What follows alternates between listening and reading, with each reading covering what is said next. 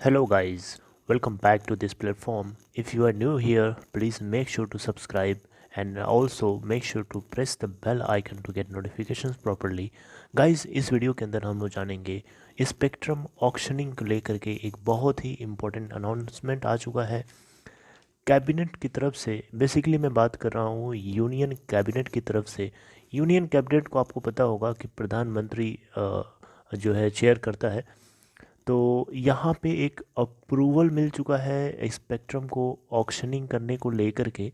तो यहाँ पे कौन सी कंपनी को कौन से ऑपरेटर को कितना पे करना पड़ेगा, जो नेक्स्ट जो इनका रिन्यू होने वाला है स्पेक्ट्रम, जिनके जिनके एक्सपायर होने वाले हैं जितने सर्कल्स में, तो उसको लेकर के एक्सपेक्टेड कॉस्ट कितनी बताई जा रही है एनालिस्ट के थ्रू। याद रखिए, यहाँ पे जो भी कॉस्ट आपको बताऊंगा ये कॉस्ट एग्जैक्टली कैलकुलेटेड नहीं है, बल्कि ये एनालिस्ट की अपनी कैलकुलेशंस के जरिए बताई गई है। जो हो सकता है थोड़ा बहुत ऊपर नीचे डेफिनेटली हो जाए। तो सबसे पहले आप ध्यान से सुनिए। यहाँ पे 16 दिसंबर को, बेसिकली वेनेसडे के दिन, आपको पता होगा 16 दिसंबर को वेनेसडे था, यूनियन कैबिनेट ने ये बिल्कुल अप्रूव कर दिया कि 2251.25 मेगाहर्ट्ज़ के स्पेक्ट्रम को इस फिस्कल ईयर के एंड तक, या फिर ऐसे कहिए कि जो नया फिस्कल ईयर 2022 स्टार्ट होगा उसके मंथ तक ये चीज़ जो है स्टार्ट हो जाएगी, राइट। यानी ये बेसिकली मार्च 2021 के अंदर ये स्टार्ट होने वाला है। उसकी आई थिंक स्लॉटिंग हो चुकी है मार्च 2021 वाले मंथ में। और इसको ले करके जो डॉट है, डिपार्टमेंट ऑफ टेलीकम्युनिकेशन, वो डिफरेंट डिफरेंट ऑपरेटर्स को, यानी वोड आइडिया हो गया, एयरटेल हो गया, जियो हो गया, या फिर BSNL MTNL हो गए, इन सबको ऑक्शनिंग के लिए नोटिस भेजने वाला है इसी मंथ दिसंबर के आखिरी तक। और यहाँ पे एक चीज़ बताना चाहूँगा कि स्पेक्ट्रम की जो ऑक्शनिंग है, राइट, स्पेक्ट्रम की जो ऑक्शनिंग है ये ऑफ़र करी जा रही है 20 साल के टाइम पीरियड के लिए, 20 ईयर्स के टाइम पीरियड के लिए। और यहाँ पे टोटल 2251.25 मेगाहर्ट्ज़ के स्पेक्ट्रम को यहाँ पे ऑफ़र किया जा रहा है। और जिसकी जो टोटल वैल्यूएशन बताई जा रही है डॉट के जरिए, वो है 3.92 लाख करोड़। याद रखिए, ये डॉट का अपना एस्टिमेशन नहीं है, बल्कि ये कैबिनेट की तरफ से अप्रूव्ड है, 3.29 लाख करोड़ रुपीस। ओके, यहाँ पे डॉट जो है ऑक्शनिंग शुरू कर देगा नेक्स्ट फिजिकल ईयर के फर्स्ट मंथ में, राइट, या मार्च 2021 में, फॉर 7 फ्रिक्वेंसी बैंड्स। कौन कौन है? 700 megahertz, 800 megahertz, 900 megahertz, 1800 megahertz, 2100 megahertz, 2300 megahertz और 2500 मेगाहर्ट्ज़। इन 7 इस फ्रिक्वेंसी बैंड के अंदर जो है ऑक्शनिंग स्टार्ट हो जाएगी। और ध्यान रखिए, यहाँ पे 700 मेगाहर्ट्ज़ का जो स्पेक्ट्रम है ये बहुत ही ज़्यादा एक्सपेंसिव होने की वजह से बहुत ही, कोई ना जियो ही कर सकता है, बाकी तो नहीं करने वाले इसके लिए, क्योंकि बहुत ही ज़्यादा कॉस्टली पड़ेगा। और यहाँ पे मोस्ट लाइकली 800 से लेकर 900 के स्पेक्ट्रम को लोग ऑक्शनिंग ज़्यादा प्रेफर करना शुरू करेंगे या चाहेंगे, क्योंकि 800 टू 900 उनका ऑलरेडी अभी भी ऑपरेटेड है, चल रहा है उसके। जियो आपको पता है 800 मेगाहर्ट्ज़ के स्पेक्ट्रम बैंड को यूज़ करता है, वो भी जियो का नहीं है, वो भी रिलायंस कम्युनिकेशन लिमिटेड का स्पेक्ट्रम है, जिसको शेयर करके यूज़ कर रहा है, राइट। उसको ऑक्शनिंग उसकी खुद के नहीं है।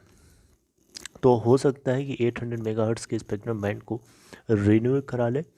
रिन्यूअल कराना यहाँ पे कंपलसरी है, क्योंकि एक्सपायर होने वाले हैं उनके, ऑलमोस्ट सभी सर्कल में एक्सपायर होने वाले हैं। तो उनको जो है टोटल जो कॉस्ट पे करनी पड़ सकती है, वो लगभग ये एनालिस्ट की एस्टिमेशन के आधार पर बता रहा हूँ आपको, 28,000 करोड़ के आसपास पड़ेगी ये जियो को।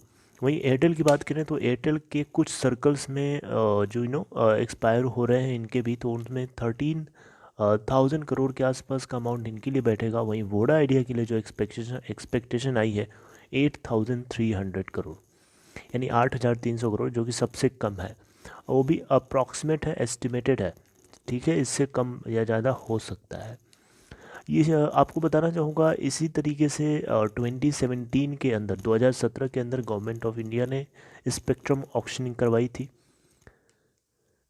ठीक है। और उसी के तरीके से जैसा कि उसमें एक ऑफ़र दिया गया था, या एक तरीका बताया गया, एक सहूलियत के लिए एक रास्ता बताया गया था कि जो अमाउंट है जो पे करना है इनको, जो स्पेक्ट्रम को ये लोग ऑक्शनिंग करेंगे रिन्यू कराने के लिए, उस अमाउंट को या तो ये वन गो में दे सकते हैं। वन गो का मतलब पूरा का पूरा या तो अप फ्रंट अमाउंट के रूप में दे दें, या फिर अगर ये 700, 800, 900, 700 मेगाहर्ट्ज़, 800 मेगाहर्ट्ज़, 900 मेगाहर्ट्ज़ के स्पेक्ट्रम बैंड को ऑक्शनिंग करते हैं, तो इसका जितना भी अमाउंट बनता है उस अमाउंट का 25% इनको अप फ्रंट प्राइस के रूप में पे करना पड़ेगा, यानी कैश के रूप में पे करना पड़ेगा।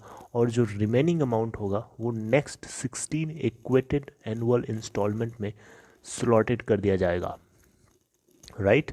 After a post A 2 year moratorium, यानी 2 साल का मोरेटोरियम पीरियड देने के बाद, तुरंत नहीं।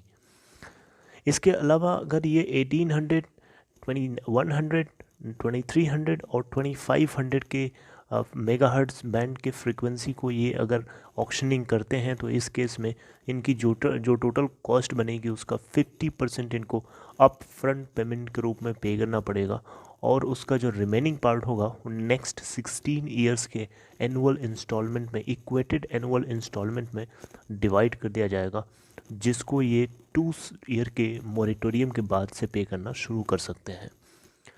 अच्छा, यहाँ पे जो 5G स्पेक्ट्रम की भी चर्चा चल रही थी, लोग डिस्कस कर रहे थे कि 5G स्पेक्ट्रम लॉन्च, इसकी ऑक्शनिंग शुरू हो सकती है, क्योंकि जियो ने अभी इंडियन मोबाइल कांग्रेस एक शो हुआ था जिसके अंदर मुकेश अंबानी ने बात बोली थी कि 5G स्पेक्ट्रम जो है जल्दी ऑक्शनिंग होने की, तो second half of fiscal year 2022 में हो सकता है 5G ये लॉन्च कर दे। तो आपको बताना चाहूँगा, फिस्कल ईयर 2022 के सेकेंड हाफ में 5G स्पेक्ट्रम बैंड्स की इस बिडिंग हो सकती है। I am not sure about this, लेकिन बिडिंग हो सकती है, ऑक्शनिंग उसकी भी शुरू हो सकती है, चांसेस हैं। और जो फ्रिक्वेंसी होगी 5G स्पेक्ट्रम बैंड की, वो 3300 से लेके 3600 मेगाहर्ट्ज़ बैंड के बीच की हो सकती है। अच्छा, एक चीज़ और आपको बताना चाहूँगा, यहाँ पे दी वायर की रिपोर्ट में एक चीज़ मेंशन करी गई है, वो आपको यहाँ पे हाईलाइट करना चाहूँगा। बेसिकली यहाँ पे बात ये है कि गवर्नमेंट ने ये चीज़ और भी इन्होंने कहा है कि जो भी सक्सेसफुल बिडर्स होंगे, राइट, वो जितना भी अमाउंट पे करते हैं स्पेक्ट्रम को ले करके, उसको छोड़ करके, यानी उसको एक्सक्लूड करके, इनके पास जो भी रेवेन्यू आएगा उसका 3% ये एडजस्टेड ग्रॉस रेवेन्यू के रूप में गवर्नमेंट को पे करेंगे। ये मतलब, या इससे कोई फ़र्क नहीं पड़ता कि ये 700 फ्रीक्वेंसी बैंड को एक्वायर कर रहे हैं या फिर 2300 मेगाहर्ट्ज़ बैंड के स्पेक्ट्रम को एक्वायर कर रहे हैं, कोई फ़र्क नहीं पड़ता। इनको 3% जो भी इनका रेवेन्यू जनरेट होगा उसका 3% इनको AGR यानी एडजस्टेड ग्रॉस रेवेन्यू के रूप में गवर्नमेंट ऑफ इंडिया को पे करना पड़ेगा। तो ये है कुछ ऑक्शनिंग को लेकर के न्यूज़, और आपको पता ज़रूर चल गया होगा कि जियो को और वोडा आइडिया और एयरटेल को कितना पे करना पड़ेगा। फिर से मैं रिपीट कर देता हूँ, जियो को 28,000 करोड़ के आसपास पे करना पड़ सकता है अगर वो रिन्यू कराता है अपने एग्जिस्टिंग स्पेक्ट्रम को, जो कि 800 मेगाहर्ट्ज़ बैंड के स्पेक्ट्रम को रीयूज़ कर रहा है, रिलायंस कम्युनिकेशन के स्पेक्ट्रम को, और जो 21 सर्कल के अंदर ऑपरेटेड है, जिसमें से 18 to 19 सर्कल्स में एक्सपायर होने वाला है। तो लगभग इसको 28,000 करोड़ रुपए की जो कॉस्ट पड़ेगी। वहीं एयरटेल के लिए 13,000 करोड़ के आसपास हो सकती है, और वोडा आइडिया के लिए 8,300 करोड़। सबसे कम कॉस्ट पड़ रही है वोडा आइडिया के लिए, क्योंकि वोडा आइडिया का ऑलरेडी ऑपरेटेड स्पेक्ट्रम है जो कि 2036 तक जाकर के एक्सपायर होने वाला है।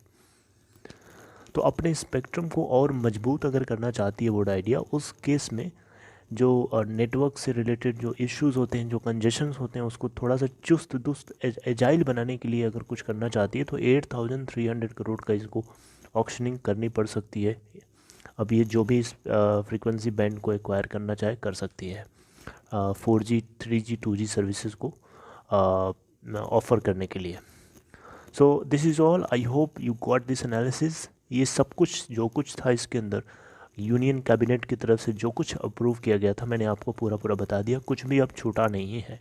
अब इससे एक चीज़ और है कि इसी मंथ के एंड तक हो सकता है डॉट नोटिस भेजे इन तीनों टेलीकॉम ऑपरेटर्स को, और MTNL और BSNL को भी भेज सकती है क्योंकि वो भी टेलीकॉम इंडस्ट्री का पार्ट है, राइट। तो जो कुछ होगा उससे जुड़ी हुई अपडेट आपको डेफिनेटली मैं अपडेट करूँगा। So this is all, I hope you like this analysis. If you liked it guys, give a thumbs up for this video and take care of yourself.